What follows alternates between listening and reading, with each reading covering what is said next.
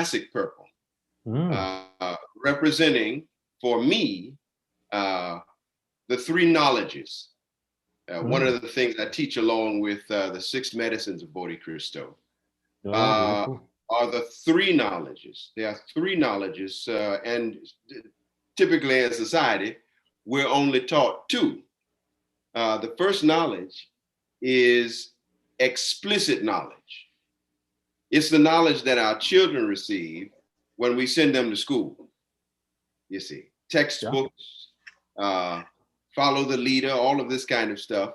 This is what our children learn. It is called explicit knowledge. And then you have what is called codified knowledge, C-O-D-I-F-I-E-D. And the root word in that is code. Now it represents the signs on the road, the lines in the street. You know, you come to a sign that says alto, you know. So it's the code. It's the code. We all know how to do it, and we sometimes do it unconsciously. Yeah. But there's another knowledge, and this particular knowledge is what both Siddhartha Gautama taught and Jesus taught, and that is a tacit knowledge, T-A-C-I-T. And what tacit knowledge is, if you give a child maybe a dozen eggs, you see. Now we as adults, you know, we say they're good for cooking, frying, mixing with our food, but a child will find different rationale and purpose for it. The child may break some, the child may draw on the others. And so they learn that things aren't as other people see them as they see it. And they learn this tacit knowledge, this thing that is within the Kalema Sutta, you know, where the Buddha says, don't believe just because. Don't believe just because everybody does it. Don't believe because it's popular. Don't believe because that person is great. Go and examine it yourself, meaning if you should touch it using the five senses. Yeah, experience. Yeah, absolutely. And many people don't do that. We live in a code, and most of us are killing each other, and we don't know why.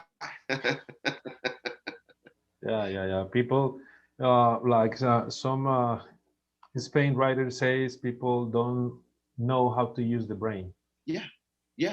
We've learned how to do everything else. We can get from West Palm Beach, Florida to France in a matter of hours. And we still do not know how to reach the hearts of our neighbors that live right across the fence from us.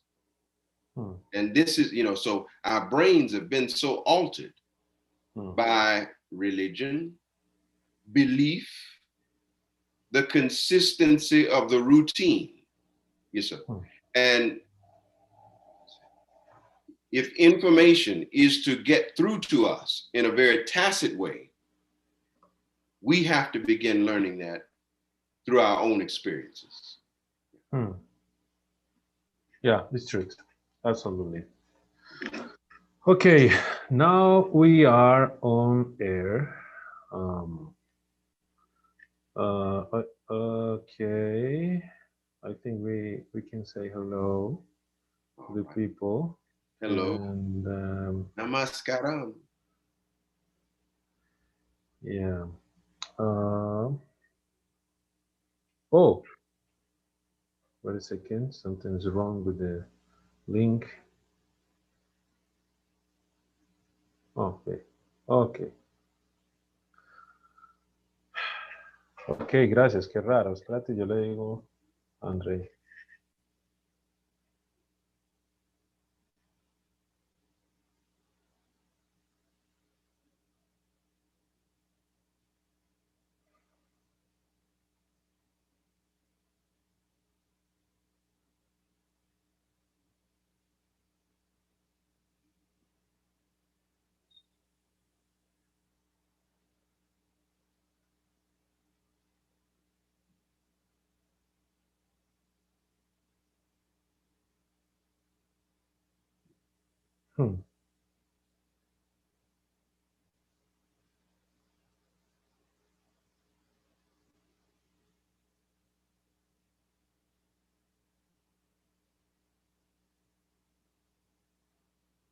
Okay.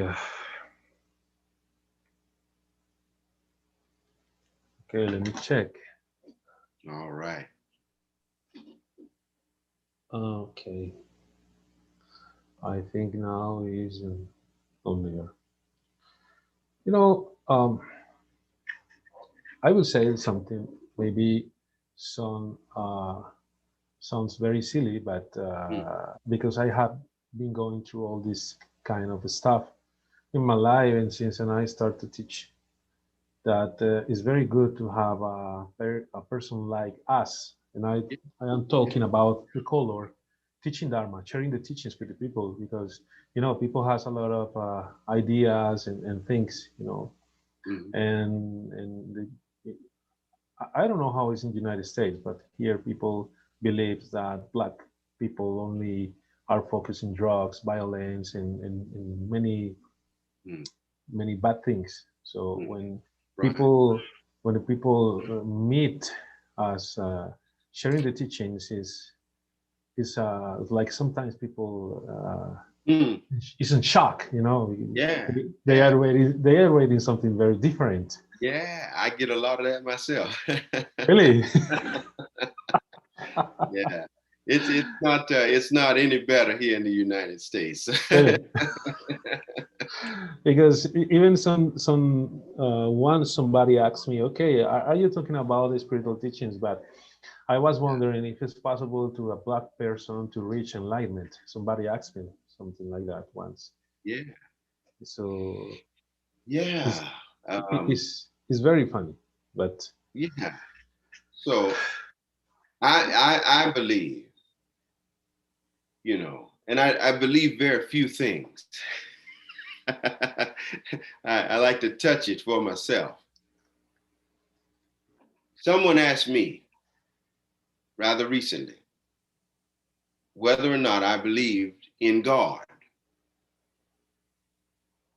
And they wanted they wanted it very generic. Just tell me yes or no, yes or no. Don't get into the deep stuff. Just tell me, do you believe in God? And because they wanted an answer they could understand, a clear answer, I told them no.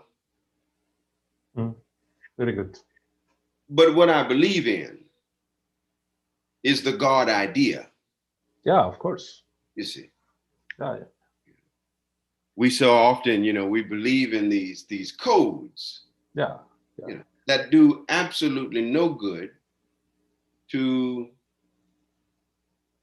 us or anybody else around us. yeah, yeah, Stuck in these codes. And one of the myths, one of the dangerous codes that has existed in society, especially among Black people, is the belief that whatever people who are not people of color say, white people, or others, what are Europeans, whatever they say, I have to believe that. Hmm. Hmm. There are so many people of color who denigrate themselves Hmm. long before society even gets a hold of them. Hmm. So, yes, I thoroughly believe that you and I both are in some sense, you see, other people will define it differently, but you and I both are enlightened. And we are enlightened in this present moment simply because we are people of color. You see, why is it that they can so readily be, whenever they decide or whenever the quorum or the consensus says so, whenever the check clears, they can be enlightened whenever they want to. And they can turn around and tell you what you can't be. But they do offer you some dope prizes. They offer you some explicit knowledge and a code to live by. Now, this is what you believe, and this is how you follow it. And maybe one day, I ain't got many more one days left. You'll reach something. All of us don't have many one days left. So yes, I thoroughly believe and I'll duke it out with God, bare knuckle to bare knuckle, to stand to get, on the foundation that yes, people of color can be fully enlightened. When I look at people like Angel Kyoto Williams, yes, people like Lama Rod, the work that I do, even, I'd just so happen to say, I believe I've reached a certain point of enlightenment, and I'm not ashamed to say that, because my experience is my experience. When the Buddha had realized, well, there's nothing above me, and the only true thing that exists in this present moment is I'm hungry. He did what? He woke up. All of this pie in the sky stuff, waiting and waiting. So to the first point I was trying to make, I do not believe in God, but I believe in the God idea. And that idea is only to be seen as an idea. Now, if you want to make that manifest, you see. Yeah, because spirituality is not something to believe on, no. but it's something to experience. That's within. Right. That's right. That is, so if you want to realize God, you have to go within. Yeah, you got to go within. Yeah. If you live in beliefs, mm-hmm. you are only believing in stupid things. Yeah. Sorry, but I agree. I've said it for years, and I tell people this is one of the reasons that I typically hang loose, as they used to say back in the 60s and 70s. Yeah. I hang loose as a human being simply because no code has ever liberated a Negro in this country. You understand what I'm saying, brother?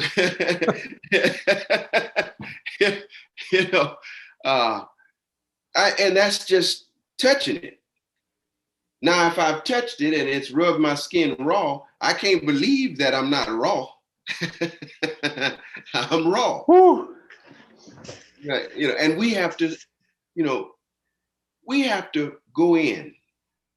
I think you and I represent a generation of Black people on this planet that have broken every code within ourselves. And we have decided to follow those things that we were taught, but to make them our own. Yeah. You see, we've got, in the very small city of Thomasville, North Carolina, where I live, there are 108 churches, and the citizenry there is about 28,000 people. Now, if you look at that, that's a whole lot of religion. And a whole lot of leadership within the religious order. And you would assume that the race relations are well. You see, you'd assume with all of this glory, all of the money that's been shelled out, God's got some bills to pay, I tell you. He's not going to start dishing out blessings until we give him enough money, it seems to be. But with all of this religion around us, in my little small city, there is so much vitriol. There's so much nastiness. The relationship between Black people and white people is absolutely abhorrent. It's horrible. So religion doesn't work. It never has. And so what is God? What is God? Yeah. I think it's simply because it's easier to go along, especially if the greatest gift that men could produce, or the greatest gift that mankind could produce, was creativity and uncapped desire for industry. One of the worst things, as well as the best things about the human being, is, we create too much. And we have created ourselves out of our humanity. We have turned ourselves inside out. And the result is not human flesh that we dial people on. It is plastic. It is metal. It is all of the other stuff that what is the second of the noble truths? we suffer because we're attached to it. Mm. You understand? Yeah. Let me tell you one thing. Now we are on air. All So right. we have to start. Okay. Good, because I'm just getting warmed up. Ok, muy buenas noches a todas las personas que se han conectado. Estábamos esperando que se conectaran para empezar nuestra clase esta noche. Estamos con el maestro budista Heiwa Bushi. Nos está acompañando desde Thomasville, en Estados Unidos, para hablar sobre la compasión inconmensurable y el amor incondicional a la luz de las enseñanzas que él da. Él fusiona el budismo zen, el budismo tibetano y, bueno, el cristianismo, pero no desde el punto de vista que nosotros estamos acostumbrados a. Entonces, bueno, vamos a comenzar con algunas preguntas sobre lo que es la compasión, lo que es el amor, lo que es el servicio. Y bueno, para hacerles una pequeña traducción de lo que estábamos conversando, estábamos hablando acerca un poco del racismo, ¿no? De cómo la gente habla de Dios, habla de espiritualidad, habla de amor, habla de todas estas cosas, y sin embargo vivimos en el racismo, ¿no? Vivimos en el racismo.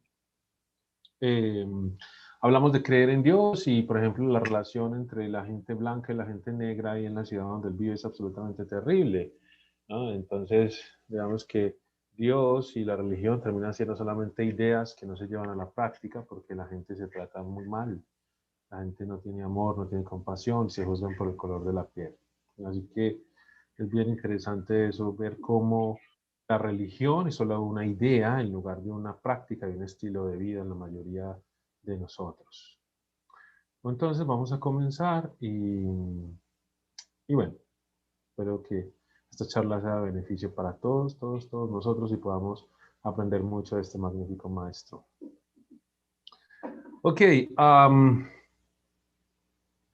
I will tell you that it's very important that you give me some ideas and I can memorize and translate because we can start to talk blah, blah, blah, blah, blah, blah, blah, but after all, I will forget everything. I understand.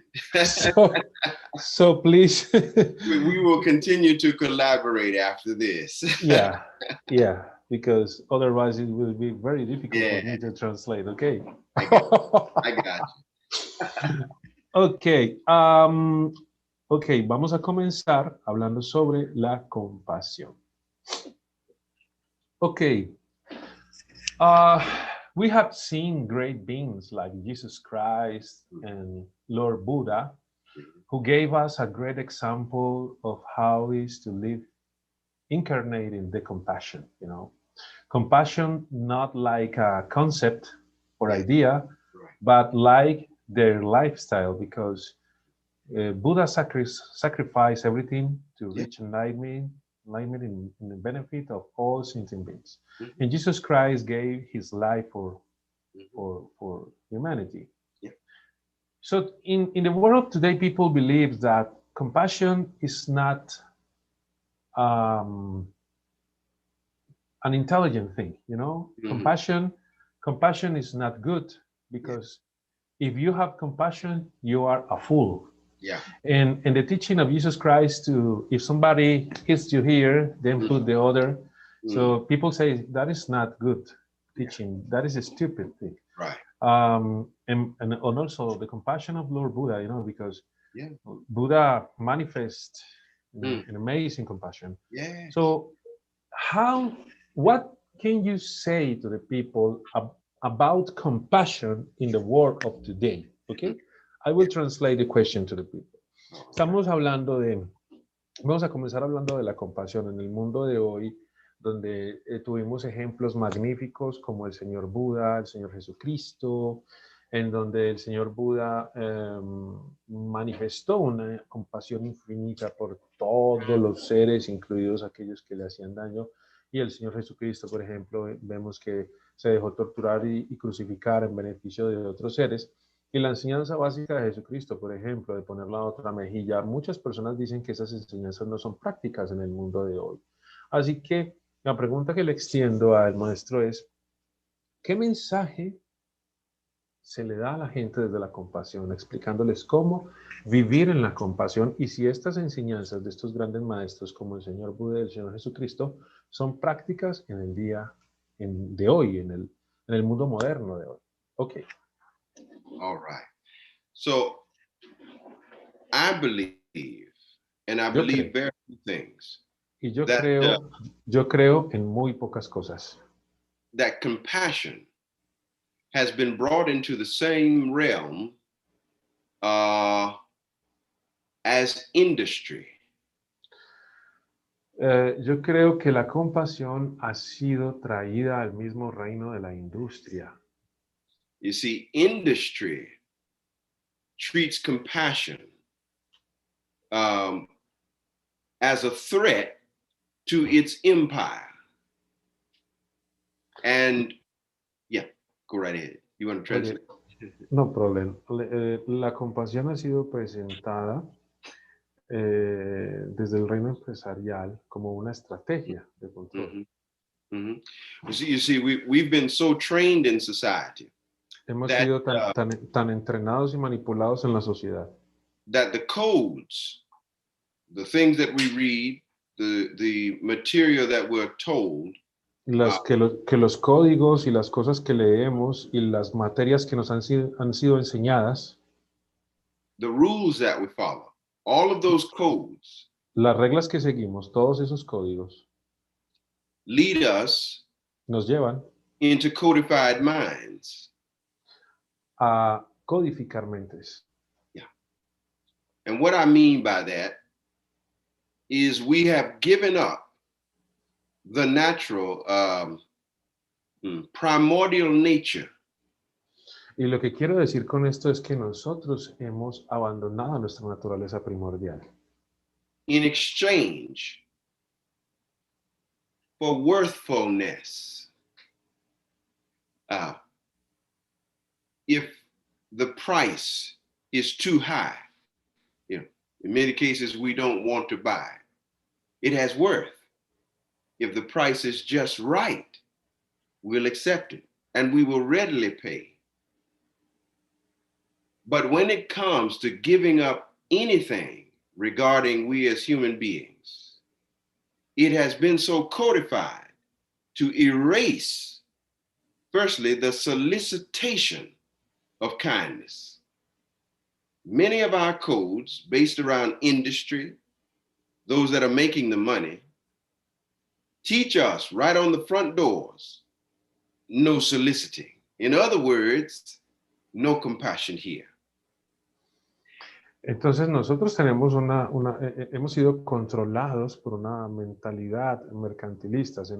Las industrias o el sistema ha codificado nuestras mentes para olvidarnos de nuestra naturaleza primordial y en cambio nos hemos acostumbrado a comprar cosas para nuestra vida que no son necesarias y nos hacen creer que la compasión solicita la compasión absoluta. Es algo que no es natural. Nos han hecho creer que la compasión no es natural, haciéndonos de vivir de manera artificial. Mm-hmm. Yeah, and so what we've done is we obviously haven't attained enlightenment, but because of spiritual materialism, you see, we've attained egohood. Entonces lo que nos han hecho es creer en la iluminación, pero desde el punto de vista de un materialismo espiritual, desde el punto de vista de la egolatría. Mm-hmm. And this is, as we know, those of us who follow the Dharma, those of us who live the Dharma, those of us who breathe the Dharma, this is the first catastrophe of order. When we reach for something outside of ourselves, when there's worthfulness, more so outside of ourselves than there is inward. And this is the kind of society over a course of several thousand years that we've created. And so what we've done is we've birthed generation after generation after generation after generation, consumers, not compassionate people, not compassionate people at all. It's in the code. There were people, when I was coming up, if you were to step on their shoe, you had a fight. Nowadays, the worthlessness of those shoes will get you shot and killed. Yeah. So is let me see if I understand one part of the idea. So this spiritual materialism makes us believe that the Dharma is outside and not inside. Right. Right. And that is what we pursue. Remember, the first of the Four Noble Truths is we're going to suffer. That is natural. That is primordial. That comes without having, to add physical sugar. body. Physical body. Yeah. Yeah. It's going to happen. It's going to happen. And the second of the Noble Truths says that suffering is as a result of our attachment. And when we look at our world today, and this is fact, when we look at our world today, there's so much consumption and war that we're warring over consumption. And we don't get that. We go to these churches and we praise Jesus with our money. Okay, I will translate. Yeah. Ok, entonces, en toda esta transmisión de conceptos erróneos que tenemos, incluso pensamos en la iluminación como un concepto afuera de nosotros y entendemos las enseñanzas espirituales como un ritual y como una cosa externa a nosotros en lugar de comprender que el Dharma o la enseñanza espiritual realmente está adentro. Entonces, debido a toda esta forma de pensar tan materialista, que pensamos que podemos comprar cosas y como nos han amaestrado de obtener cosas externas, entonces vivimos en un materialismo espiritual. Y en este materialismo espiritual, vamos a la iglesia y pensamos que podemos comprar el cielo, que podemos comprar, por ejemplo, a Jesucristo con dinero, y hablamos y rezamos en la iglesia, y hablamos de Dios, y hablamos de compasión, y hablamos de todo esto, pero solo como un ritual, porque, por ejemplo, si nos tropezamos con una persona en la calle, ya sentimos la violencia de agredir a la persona, y en el mundo moderno de hoy incluso te pueden disparar incluso en un momento dado por algo tan simple como un tropezón en el mundo de hoy. Y eso es porque hemos adoptado unos códigos que no son naturales, que no son reales. Entonces la compasión se ve como algo utópico, no se ve como algo real, sino que se ve única y exclusivamente como algo externo, no como una experiencia de vida. Yeah. So compassion is seen like something outside, not like something that comes from inside, no? Because natural. Natural. So compassion is not a spiritual experience. It's only a concept that comes from the religion. Absolutely, absolutely. When you define anything, you'll have to defend it. Yeah. When your parents defined your religion, well, you'll fight for that religion because that's what you believe you are, because they told you. Entonces la compasión, como la entendemos nosotros, es algo que viene de afuera y no es algo que surge desde nuestro interior. Entonces, cuando nosotros estamos pequeños, nuestros padres nos dan unas creencias y creemos que la religión es algo en lo que tenemos que vivir, creer, y es algo por lo que tenemos que luchar y que tenemos que defender, porque es lo que nos han dicho, que tenemos que defender nuestras creencias. Yeah. And this is the basic problem of humanity today. We lavish and we quest for the immediacy to fit into a world that has taught us that we better get to running to get things. Entonces creemos en un mundo y sostenemos un mundo y alimentamos un mundo que nos dice que tenemos que correr detrás de en orden de obtener cosas de. Right. And so because there are only three types of knowledges. Hay solamente tres tipos de sabidurías. And generally, all over the world, in most cases, the greatest populace of the inhabitants of the earth only follow two of them. Y la mayoría del mundo solamente sigue dos tipos de conocimiento, de sabiduría. In Buddhism, we have the threes, the sixes, the eights, the fours. But we seem to somehow, in society, only linger in the two. En el budismo tenemos las enseñanzas en diferentes números, ¿no? Los 4 algo, los 7 algo, los 8 algo, los 3 algo, pero la sociedad solamente se mueve en dos tipos de conocimiento. There is the first knowledge, and we teach this within our community. La primera clase de sabiduría la enseñamos en nuestra comunidad. The first knowledge is called explicit knowledge. La primera clase de sabiduría o conocimiento se llama, la primera clase de conocimiento se llama conocimiento explícito. It is represented by the textbooks that we are given as children. Ok, y está representada por los textos, por los libros que nos han dado de niños. And every other piece of literature or prescribed curriculum in higher education, we're given someone else's knowledge and we are expected to follow. Ok, y es todos los textos que nos han dado, toda la literatura que nos han dado desde niños y jóvenes, que se espera que nosotros sigamos. And most of us do that. Like when I was a child, I was a preacher's kid. And I was a Christian. And so I believed what they told me, you see. Ya, go ahead. Es como, por ejemplo, cuando él era niño, que creció en el cristianismo, y era lo que él creía.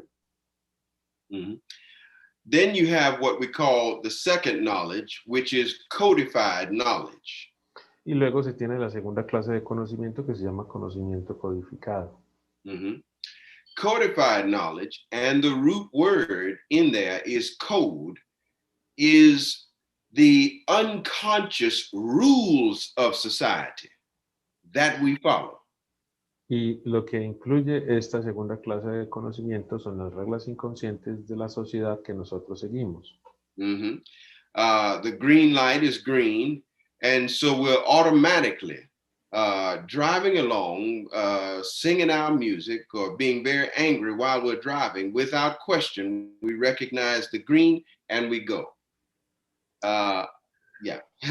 Es como cuando la luz se pone verde y nosotros seguimos conduciendo con música en alto, y si alguien no nos deja conducir, nos enojamos, todo porque la luz verde está encendida. And this is what we call codified knowledge. It's everything you know to put your card in the machine to get your gas. You know that. You never ask the gas pump for any questions. You know what goes on there. That's what the code is. And all of these codes take us away from our instinctive primordial ability to experience the experiences, to experience the creations firsthand, and define it if we want to through our own words and experiences. Feeling those things for ourselves. Y todos estos códigos nos impiden que podamos experimentar intuitivamente por nosotros mismos la verdad de las cosas, porque todos estos códigos que están implantados en nosotros, pues nos dicen qué creer, cómo vivir y cómo actuar, en lugar de intuitivamente guiarnos por nosotros mismos. Mhm. And so, you know, those are the two knowledges that exist. Now, having said that, I'm pretty sure that most of the viewers, most of the people who will hear this, if I don't give them what the third knowledge is, they would not assume that there's another. Religion is based in explicit knowledge and codified knowledge, and has done more harm on this planet than every bad guy that's ever been locked up on it. Entonces, ¿estás seguro que si no le habla a la gente, o no hubiese hablado en esta charla de que existe una tercera clase de conocimiento, la gente hubiese asumido que solamente existen estos dos, ¿no? El conocimiento explícito y el conocimiento codificado. Y las religiones están basadas en estos dos tipos de conocimiento, el conocimiento explícito y el conocimiento codificado. Y este tipo de programación ha hecho mucho más daño que el hombre más malo en el planeta, este tipo de información. Mm-hmm. So, having said that, you know, people are wondering, what other kind of knowledge is there? There's explicit knowledge. Yes, we learned in school, and we believe we got the best education. Yes, we follow the rules because we want to be good citizens. What else could there be? Everything else is taken care of by religion. I believe in God, and God makes those two things work together good for me. Now, good is not actually the truth. You see, they're still part of the problem, or they're the problem themselves. And most of us identify with only those two knowledges, but there is a third knowledge. And this one should never be bypassed. And this is what society has done, bypassing it in order to negate, usurp, circumnavigate, go around giving up anything, i.e., being compassionate. That third knowledge is called tacit knowledge, T-A-C-I-T. And it means you don't believe a thing until you find out for yourself. Mm-hmm. Touch it for yourself is what the Buddha taught. Mm-hmm. You know, Thomas, who was a renowned follower of Jesus, a doubter first. He didn't believe that Christ had, you know, been risen from the dead. But what did he do? He gave us the great example of what we should do in our daily lives. He put his fingers into the holes. He wanted to feel the grooves and see if it was exactly, you know, half an inch or an inch across, or an inch, you know, from top to bottom. He had to feel it. And it was only then that he believed, or he was clear. You see, we are largely confident that the explicit knowledge, the codified knowledge, the I love America, the Black people are bad people, the gay and lesbian people are the wrong people. We are so confident in that we bypass our humanity. And it is within our humanity, i.e., the skin that you're in, that we find out what tacit knowledge is. We touch it. Okay. We said in the Kalema Sutta, don't believe a thing until you find out for yourself. And if it's good for you, use it. But then he went on to say at some point, if you can't help it, don't hurt it. These things have all been usurped. They have been taken away. They've been stripped, in my case, methodically and intentionally by those who love to hang on to power. You know, be they presidents or nations or whatever the case, white supremacists, it doesn't matter. They've all decided that what is most important is their ideas, and they defend them to the tooth. But now, they cry like the rest of us. They cry just like the people they hurt. They laugh just like the people they hurt, you see. They eat the same things, food, as the people they hurt, you see. So it is there that we should find. Then tacit knowledge, get to know our neighbors, really get to know them, not based on what they drive, you see. Really get to know each other. And in order to do that, we have to begin practicing the third knowledge, and that is tacit knowledge. Ok, entonces el tercer tipo de sabiduría que tenemos es la sabiduría que viene de la experiencia. Los dos primeros tipos de sabiduría, el conocimiento explícito y el conocimiento codificado, nos programan. La tercera clase de sabiduría o de conocimiento que viene a través de la experiencia nos lleva a obtener la sabiduría. Nos dicen, por ejemplo, que los negros son malos y son violentos, que los blancos son buenos, que es antinatural y completamente salido de tono los gays y las lesbianas y los transexuales son seres malos e inmundos, porque es la creencia social y religiosa que se nos ha implantado. Pero cuando nosotros creemos algo que nos dicen socialmente, solamente estamos asumiendo ese conocimiento explícito y codificado que viene del exterior y no estamos usando nuestra intuición para explorar si eso que nos están diciendo tiene validez o no. El Buda dice que no creamos en lo que otros dicen, sino que investiguemos y experimentemos si eso que nosotros creemos creer es así o no. Y, por ejemplo, en el caso de Tomás con el Señor Jesucristo, pues él quiso experimentar por sí mismo si las llagas que aparecían en las manos de Jesucristo realmente eran llagas o no.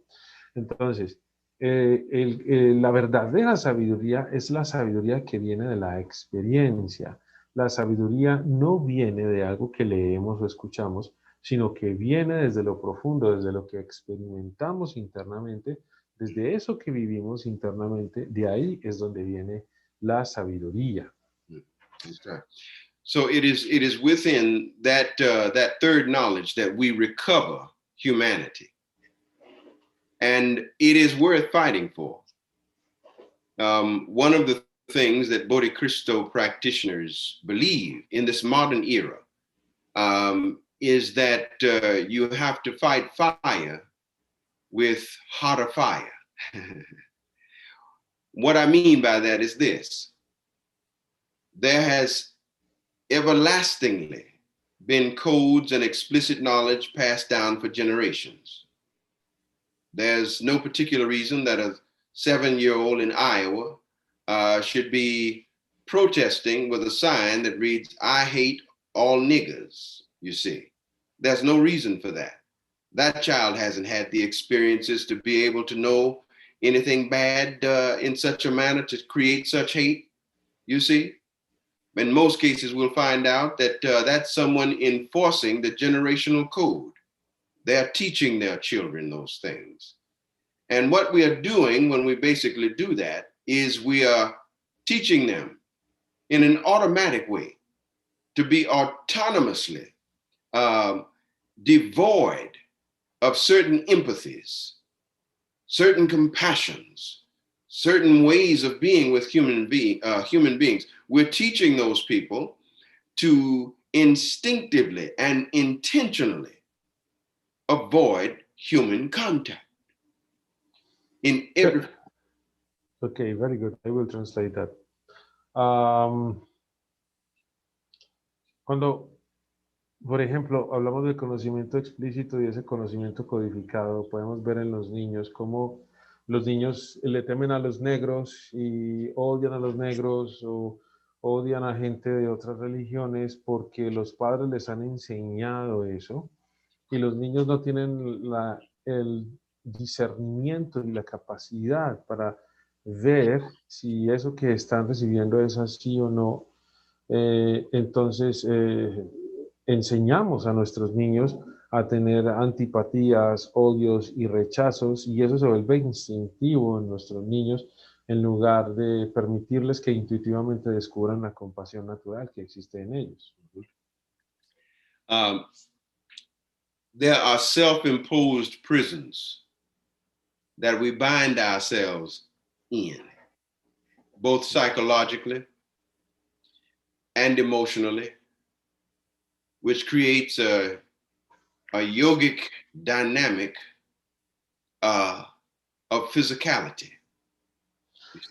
Vivimos en una prisión emocional y psicológica en la que nosotros mismos nos hemos puesto y hemos reducido, por ejemplo, el yoga a una fisicalidad, algo físico. All of our emotional as well as our psychological issues will have an effect within our physical bodies. And we don't know how to fix that. Todo lo emocional y todo lo psicológico afecta a nuestros cuerpos y no sabemos cómo arreglar eso. You know, I said earlier, if you define it, you'll have to defend it. Notice the two words, defining and defending. In the middle or at the end, however you look at that, however you put the first last and the last first, the end result is always going to be internal war. Whereas your nature is fighting the code. Entonces, si tú defines algo, vas a tener que defenderlo. Y si tú defiendes algo, vas a tener que definirlo. Como sea el orden que tú pones, el resultado va a ser una guerra interna. Si tú te defines como algo o alguien, el resultado siempre será una guerra interna. And so we have to work to fix that within ourselves. Tenemos que trabajar para arreglar eso dentro de nosotros.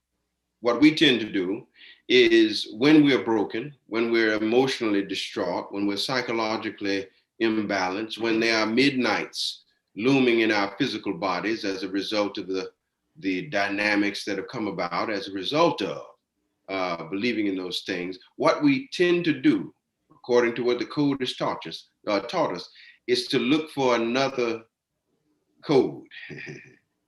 Try this doctor, try that doctor, try this, try that, yeah.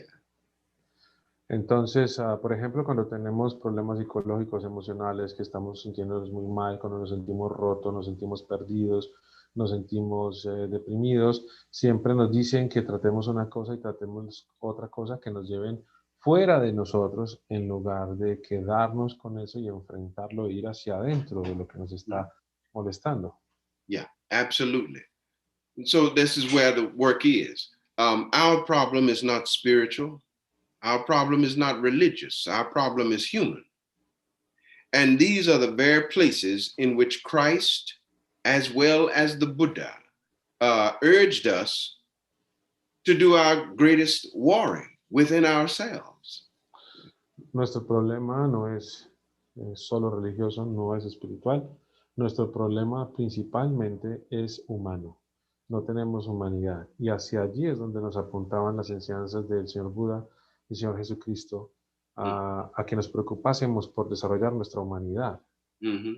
There were people who came to Jesus and they were trying to trick him, the scriptures say. And they were Pharisees and religious people, scholars of, the law. And they came to him, and under this circumstance, the context in which they were speaking to him, they said, now the law says this, and note what Jesus said. He said, I know what the law says, but I say.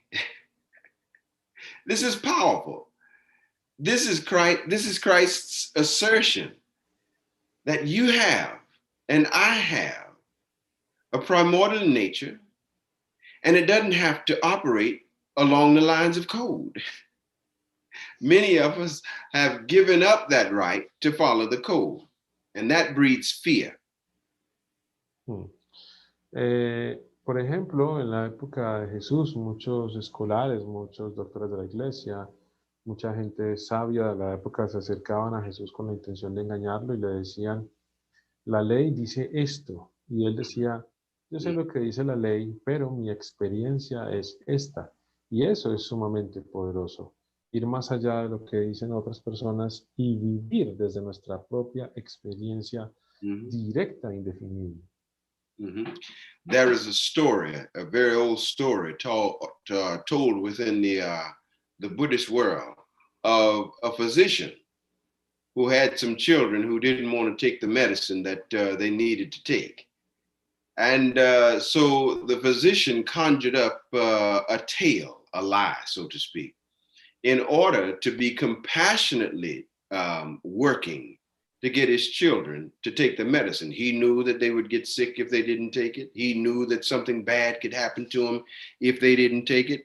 And because they were reluctant, they didn't take it. Well, what he decided to do was, he told one of his servants, he says, now I'm going away on a trip. And he told the children the same thing. I'm going away on a trip. And if you get word of my death, then you should take the medicine, you see. So the physician went away, and then several months later, the word got back to the children that their father had died. And immediately, the children took the medicine because they didn't want the same thing to happen to you. Now, many people will condemn the physician for telling the lie.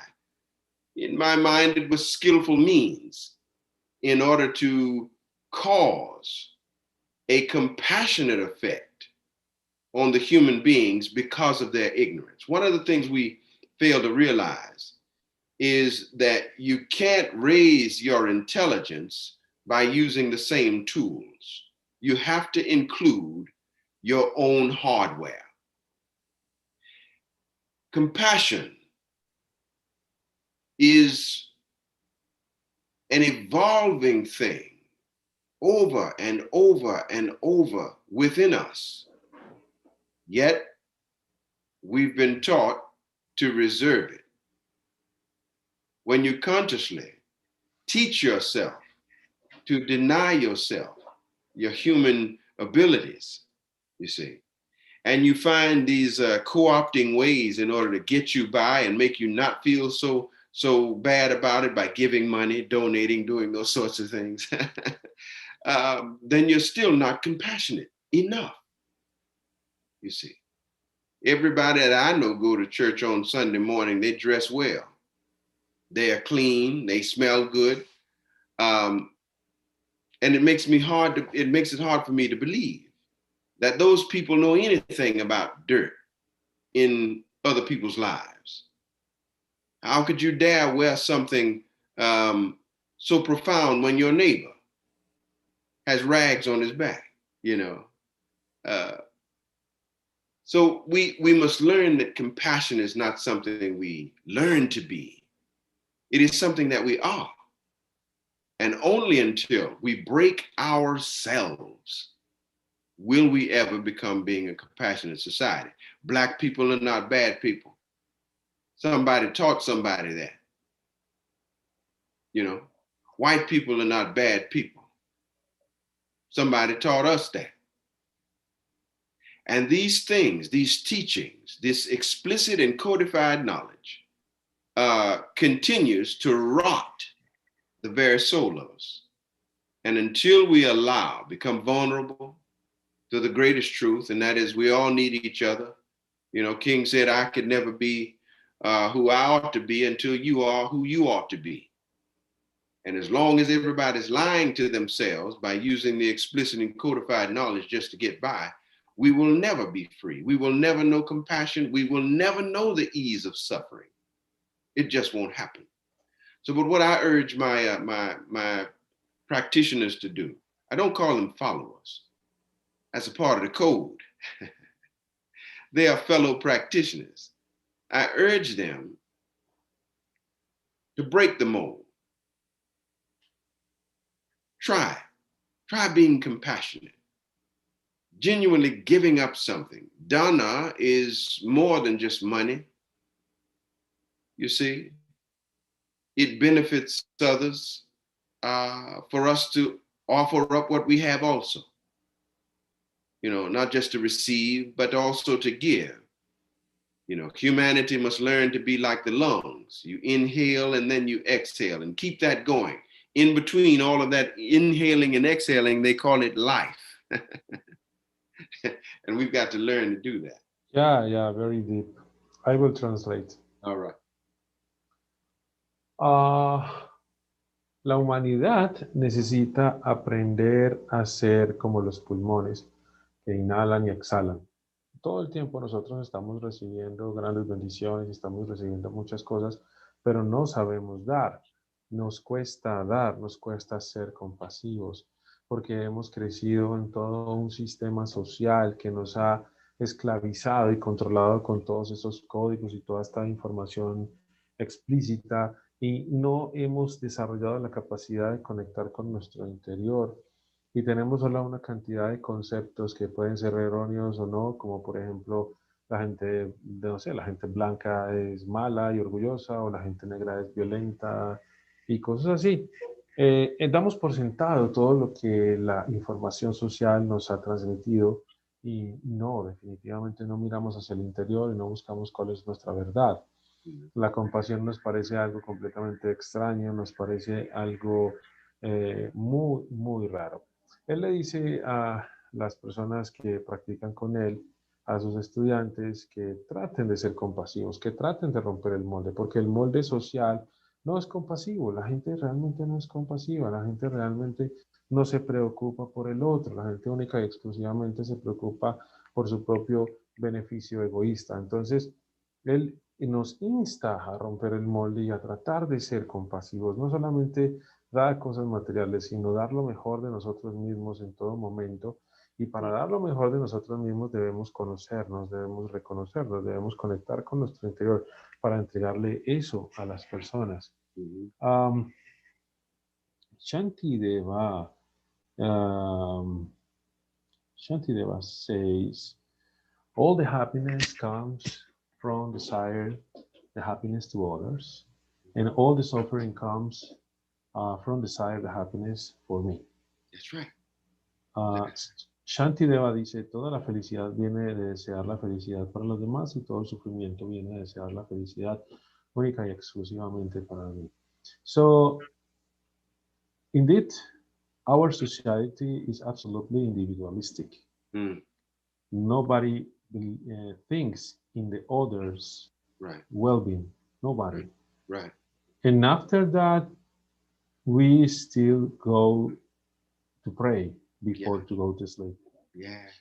So I remember Shirdi Sai Baba's, this Indian master's words. He says, the hands to give and serve are holier than the lips that pray. Yeah.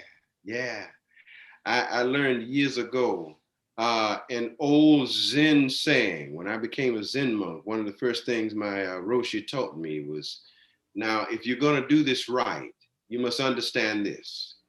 If you're going to rule, you must serve. To serve is to rule. Now, in that statement, equal to Shantidevas, is the truth that as we receive, it is worthless unless we give it away. You see. Fantastic. That is very deep. It's very deep. Él recuerda una frase que le dijo su Roshi, su maestro Zen, antes de convertirse en un monje Zen, que le dijo, si hay una regla que seguir, la regla es servir, la regla es dar. Si hay una regla que servir, la regla es servir, la regla es dar. Y una frase que le dijo su maestro, similar a la frase de Shantideva que dijimos hace un rato, todo lo que tú recibes carece de valor si no lo das. Todo lo que recibes carece de valor si no lo das. Y recordamos una frase del gran maestro Shirdi Sai Baba que dice, las manos que sirven y dan son más santas que los labios que oran. Porque somos así. Antes de irnos a dormir, vamos y rezamos. Rezamos y oramos. Pero no tenemos compasión, no tenemos generosidad, somos incapaces de dar a los demás. Y pensamos que rezando estamos acercándonos a Dios, que rezando estamos sirviendo a Dios. Pero nos olvidamos de la auténtica manifestación de Dios, que son los seres sintientes. El prójimo es la manifestación de Dios. Y si no amamos al prójimo, si no le damos al prójimo, sino que única y exclusivamente tratamos de buscar nuestro propio beneficio, y en ese proceso de buscar nuestro beneficio buscamos perjudicar a los demás, aprovecharnos de los demás, apropiarnos de cosas de los demás, usufructuarlos únicamente por nuestro beneficio, pues en realidad no estamos haciendo nada bueno por los demás, ni estamos viviendo la compasión. Estamos experimentando la compasión únicamente como una creencia. Y ese es nuestro gran problema. Pensamos que la compasión es una creencia. So, brother, I think the main problem talking about compassion is that we believe that compassion is only a belief. Yeah, yeah. And that is the greatest sickness of our minds, to believe that that is the truth. That is not fact. That does not go well with the natural course of things in our lives. You see, Jesus once told the parable of the man who, or of a father, you know, asked the question: Would a father give his son a snake if he needed bread? You see, so even on the other side of the definition, there is a love, there is an agape that Christ attempted through his humanity, through giving us examples very practically. You know, I think Jesus was quite the pragmatist. He was also, you know, many people don't like to regard him as such, but he was also an existentialist, you see, though being defined, you know, as divine and incarnate. You know, he believed that there was going to be life and there was going to be death.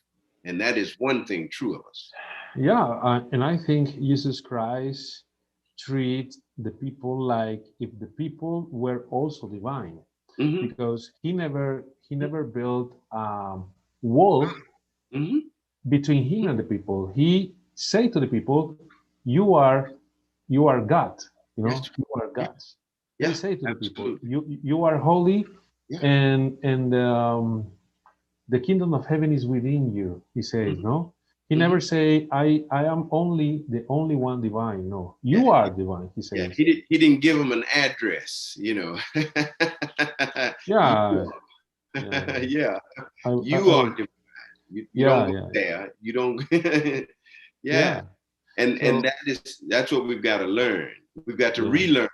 Él dice que debemos aprender de las enseñanzas y de los postulados que nos presentó el gran maestro Jesús, cuando, por ejemplo, dijo, hablando de la compasión, ¿quién hay entre ustedes que si su hijo le pide alimento le dará una serpiente, o si le pide un pan le dará una piedra? Porque realmente la compasión es extender ese sentimiento primordial natural hacia todos los seres. Es decir, no le daríamos una piedra ni una serpiente a nuestro hijo, pero sí al del vecino. No nos importaría si el hijo del vecino se come, pues le llega una piedra o una serpiente, porque sentimos que el hijo del vecino no es nuestro. Y Jesucristo nos dice, ¿cierto?, que la compasión es algo interno. Y nos dice que el reino de Dios está en nuestro interior, y lo hace como un acto compasivo, porque en su forma de tratar a las personas nunca creó una barrera ni una diferencia entre él y los demás, sino que trató a las personas que estaban a su alrededor como si fuesen seres divinos igual a él. A todos les dijo, dioses sois y Dios está dentro de ustedes. O sea, nunca creó esa diferencia de superioridad y de diferencia con otros, sino que trató a todo el mundo por igual, con compasión. Jesus Christ treated all people equal to him. You know, he never showed himself superior, higher than the other people. That is amazing. So when you talk like this, and we see the posture of the people talking about compassion and religion and beliefs, you can see that, for example, when you talk about the stone and the bread, and the snake and the bread, and this Jesus Christ teaching that maybe you won't give the stone to your son, but maybe somebody else. But of course, maybe you will give the stone to the other people's son, because it's not yours. Because it's not yours. It's not it's not my son, it's the other guy's son. So what happens to him, it doesn't matter to me because it's not my son. That's right. That's right. And that is what we've got to learn. Never send to know for whom the bell tolls. It tolls for thee. You know, and you know, so we're taught that, you know, never disregard or never look down upon other people, because that same obligement is by the universe offered to you too. In other words, we're all in the same boat, and so we should never disregard each other as if there's a lesser or greater, you see. And Jesus pointedly, very clearly, made sure that we understood that the least shall be first, and the proud ones, well, they're going to be last, you see. The confident ones are going to be last. But those that are clear of their humanity, clear of their nature, they'll be the first. Ok, dice que, lo que hablamos ahorita, ¿no? A mi hijo no le daría una piedra de comida, pero al hijo del vecino sí. De hecho, no me importa si el hijo del vecino tiene comida o no, porque no es mi hijo. Pero las enseñanzas de los grandes maestros nos dicen que debemos ver a todos los demás como una familia, ¿no?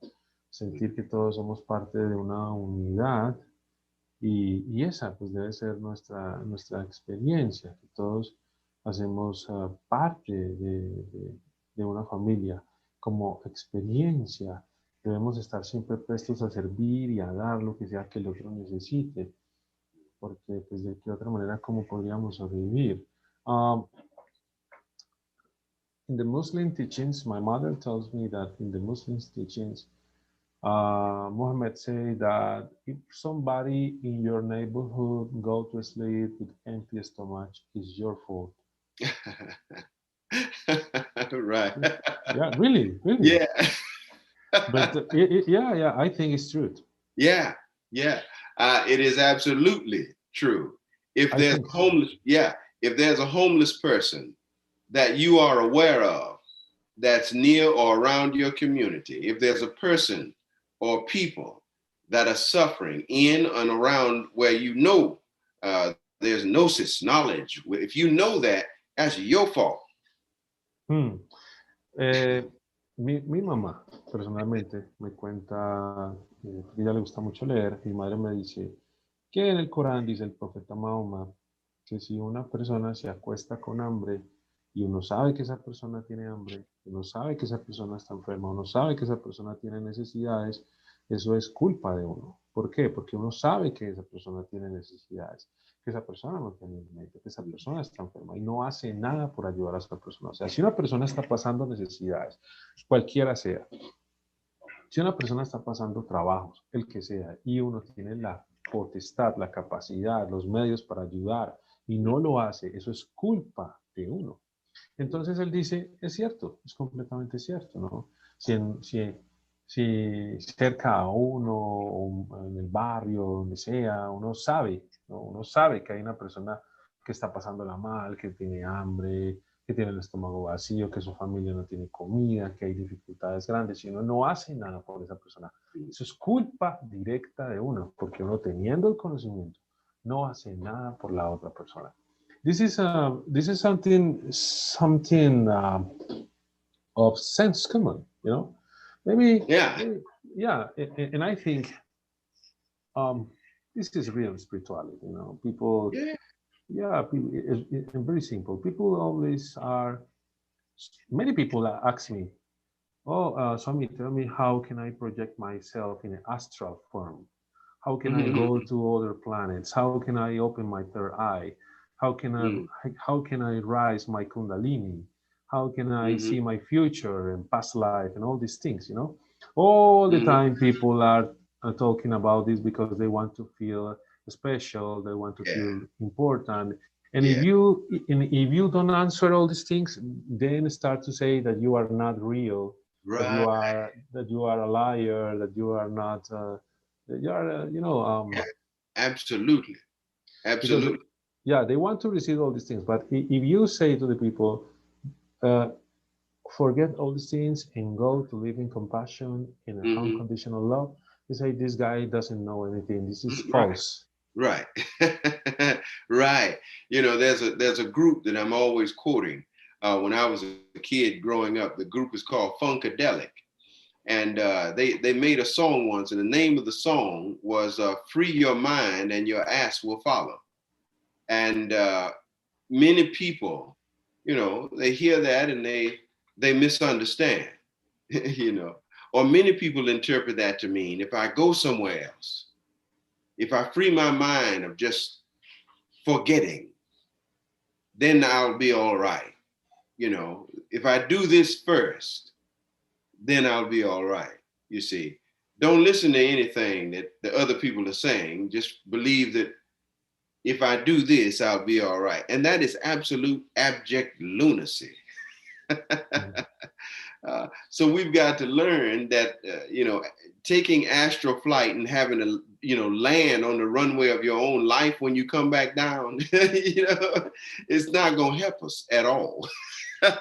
So we have to know that wherever we go, Jean Kabat-Zinn once wrote a book entitled, Wherever You Go, There You Are. You know, wherever you go, that's where you are. Your mind is with you, your angerness, your hate, your ignorance, your stupidity, everything is with you. Absolutely. Whether you dress it up, whether you don't put lotion on it, whether you don't brush the hair of it or the teeth, you know, all of that goes with you. And when you do put on makeup and your nice clothes and whatever you do, or smile when you really don't mean it, well, it's still with you. You know, I don't believe SpaceX has a flight going up that takes us away from our problems. Yeah. Sí, la mayoría de la gente hace preguntas tales como cómo puedo viajar en cuerpo astral, cómo puedo ir a otras dimensiones, cómo puedo ir a otros planetas, cómo puedo abrir mi tercer ojo, cómo puedo sanar, cómo puedo desarrollar mis dones. Y sin embargo, cuando uno no responde a estas cosas o les dice simplemente por qué no van y practican la compasión, por qué no vas y vives en amor, por qué no vas y ayudas al prójimo, la gente se molesta tremendamente con esto y empiezan a decir que tú eres falso, que tú no sabes nada, que eres un hipócrita, que eres un farsante, porque ellos quieren recibir este tipo de cosas. Y él dice, donde quiera que tú estés, donde quiera que tú vayas, ahí estás tú, ahí está tu mente, ahí está tu odio, tu resentimiento, tu ignorancia, tu estupidez. Va contigo donde quiera que vayas. Si vas a otro planeta, otra dimensión, lo que sea, y no has purificado tu mente, no has despertado el amor y la compasión, donde quiera que vayas, la estupidez irá contigo. Entonces, el tema no se trata de obtener cosas, ¿no? Con todo este tema psicodélico y toda esta información New Age, la gente cree que tiene que alcanzar algo y desarrollar algo y apropiarse de algo para llegar a ser una persona espiritual. Pero olvidan la compasión, olvidan el amor, olvidan la bondad, olvidan la generosidad, olvidan estos principios y se van por otros caminos. And also, brother, I can probably render another 10 minutes or so. I have to turn the computer over and get some rest. But I do hope we can do an extended version on this at some point. But I want to say that we as human beings, you know, one of the titles that I wear is His Sacred Humanness, you see. And I think all of us should wear that title. Her sacred humanness, his sacred humanness, their sacred humanness. Bodhi Cristo is about connecting the dots of the Buddhist teachings and the very, very, very, very red letters of Jesus's teachings.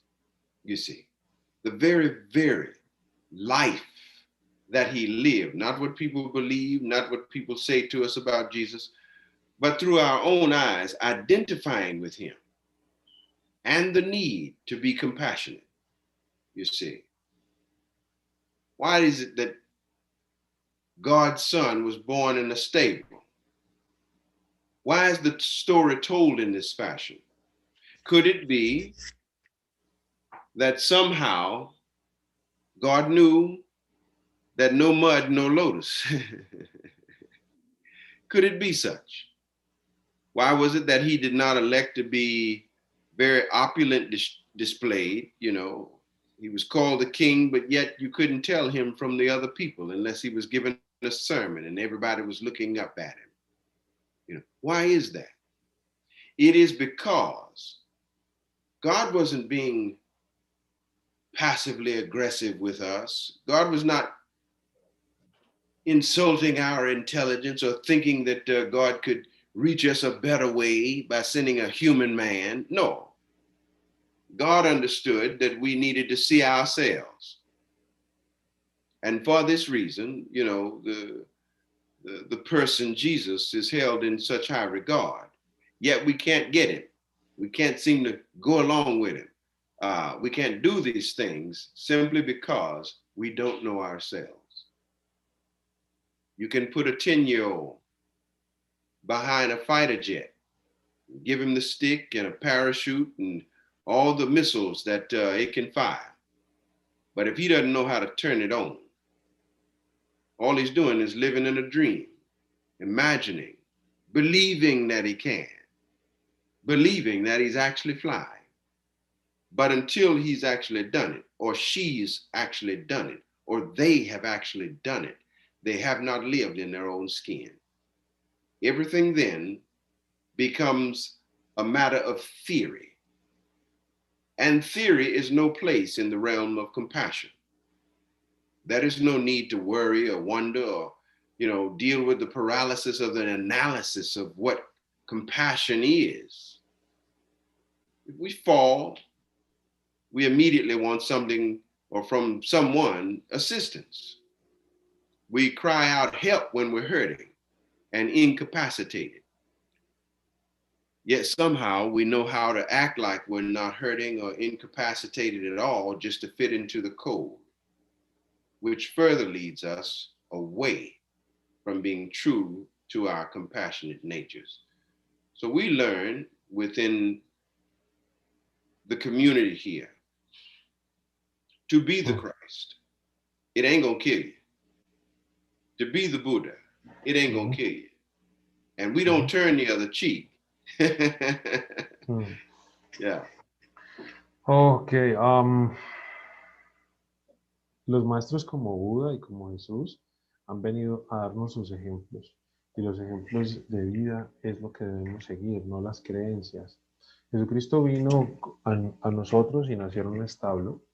Y aunque la gente decía que era el Rey de Reyes, él se veía como uno de nosotros, vivió como uno de nosotros y nació en un establo, no nació en la opulencia, no nació en un palacio, no nació en la riqueza, nació de una forma humilde para mostrarnos cuál es el camino de la humildad, el camino de la renuncia al ego, el camino de la renuncia al yo. Y lo mismo el señor Buda renunció a su trono, a su palacio, para vivir como una persona del común, como un paria. Eso es lo que nosotros debemos cultivar. Nuestra compasión, nuestro amor, nuestra humanidad. Es lo más importante, cultivar nuestro amor, nuestra compasión y nuestra humanidad. Okay, brother. So thank you very much for joining us tonight. It has been a great pleasure to listen to your teachings, and I hope that all people have enjoyed your answers very well. And I hope we can repeat again. Yes.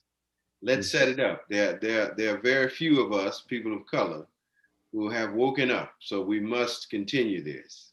We must continue this. Of course, we must do it.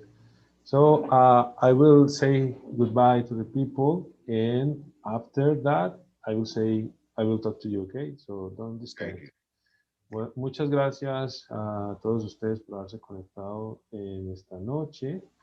Hemos terminado la charla porque es de retirarse.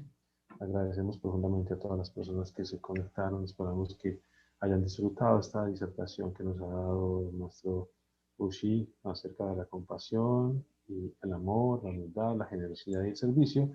Y bueno, estaremos conectándonos de nuevo en otra ocasión para continuar hablando acerca de esto. Que tengan una muy buena noche. Les agradecemos infinitamente por su conexión.